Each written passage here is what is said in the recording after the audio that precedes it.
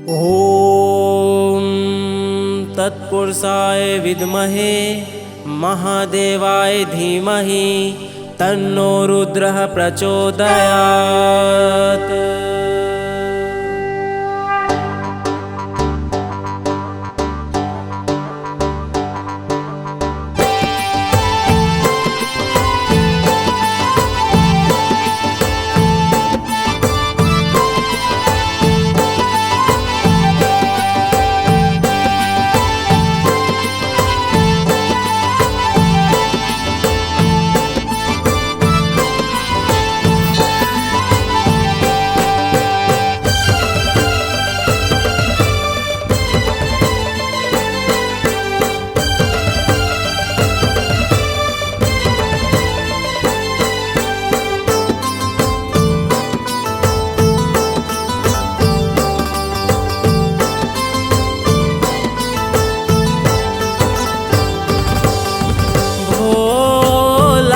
शंकर भोला तोला मैं सुमिरो तोला, पूजा करे दिन रात में तोर मन माँ सुमिरत रही था मोर, नाम लेवो मैं दिन भर तोर सब कुछ मान्यो तोला मोर।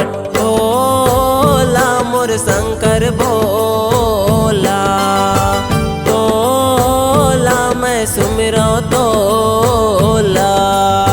भोला मोर शंकर भोला तोला मैं सुमिरो तोला।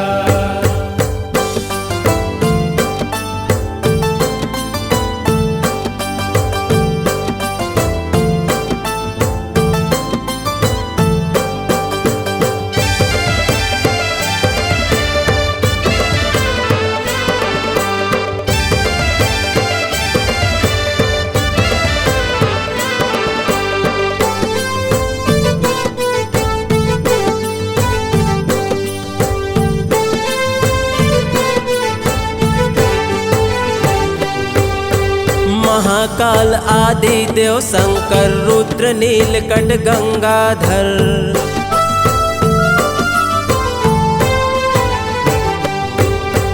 महाकाल आदि देव शंकर रुद्र नीलकंठ गंगाधर, भूतेश्वर बिलपाति बिलेश्वर महारुद्र शिव माधेश्वर, अनेकों नाम तोर हावै बाबा जय जय हो मोर भोले शंकर। भोला मोर शंकर भोला तोला मैं सुमिरो तोला। भोला मोर शंकर भोला तोला मैं सुमिरो तोला।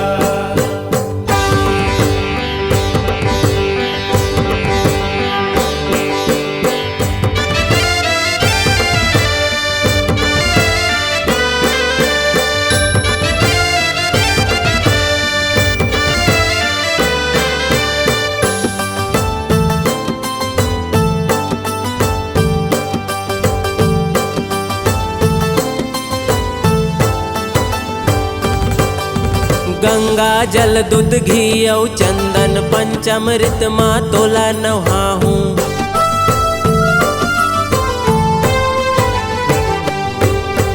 गंगा जल दूध घी और चंदन पंचामृत माँ तोला नहाहूँ। चौर बेल पन आँख धतूरा कनेर के फूल मैं तोला चढ़ाऊँ, कंचन थारी मैं आरती कर तुर सुमर सुमर तुर जस लगाहूँ।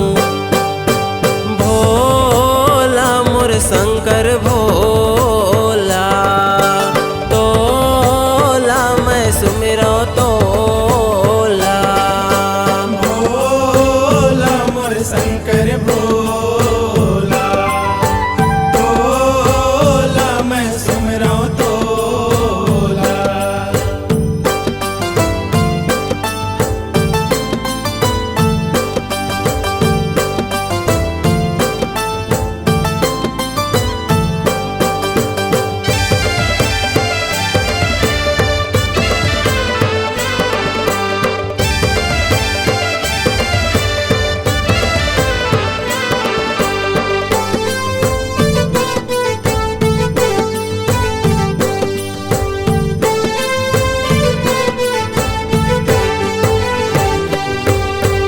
तोर मंदिर माँ भोले बाबा धूप दीप का पोर जलाऊं।